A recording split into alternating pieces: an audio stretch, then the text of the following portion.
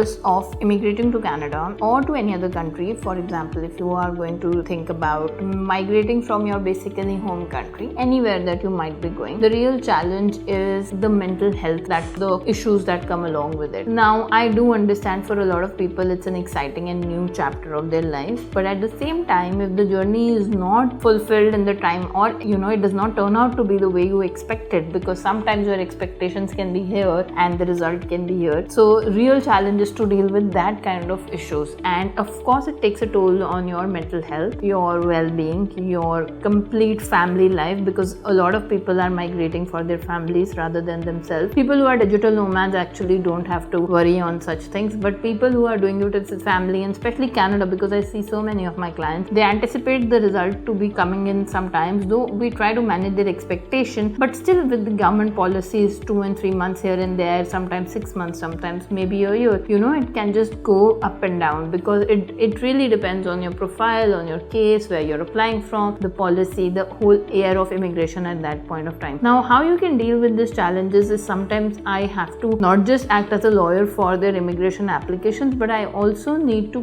counsel my clients. And for that, firstly, I tell them that do not set unexpectedly high expectations. For example, I would not want to tell my client that something is going to come in 3 months, exact 90 days you will have something. No, I never do that. I give them a leverage of understanding that this is something that is beyond my control, and maybe it can go from 3 to 6 months, but I give them a time span depending on my experience. Now, this experience is also based on past applications, and policy can change in future. So this is why I always say that don't have high expectations from anything. If in fact the clients of mine who have had lower expectations, no stress, has not made this a topic on their nerves, basically not taken this on their nerves, then these clients of mine are more successful in their application, not just in the application result, but also the journey around it. Like they are stress free, they don't worry a lot, and they don't even panic on small issues. So this is one of the things that I like to tell, inform people, educate people, that no matter who's promising you, if somebody is promising you 100% or too much surety, then that is a red flag. And this brings down to my second thing, that when you are especially moving with your children, and I know a lot of strength and everything is about your children, everything is related to your family and kids, remember that your children are currently enjoying a certain lifestyle, are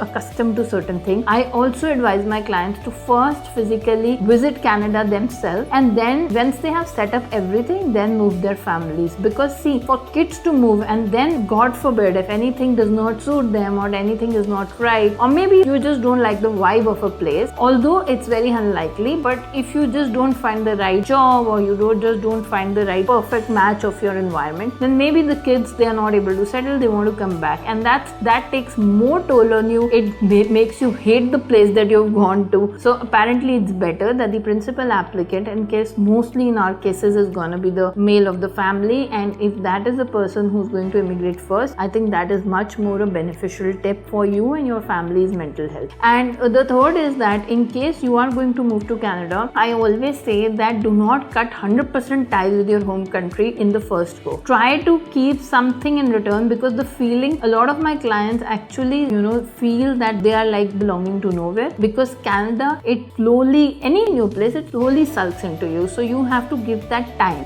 For that time period, I feel that people should feel that they are here temporarily. Even if you move permanently, just feel we are temporarily. According to me, not to say that don't do all your business, do all your daily chores, everything that you have to do, but also make sure that you have a place to call home, which certainly in the first go will not be Canada, because you're new there. So just cut ties slowly. So that's my 3 tips for your mental health if you are dealing with any kind of immigration. Never have too many expectations. Always keep yourself first in that place and then move with your family. And thirdly, don't cut immediate ties with your home country. Thank you.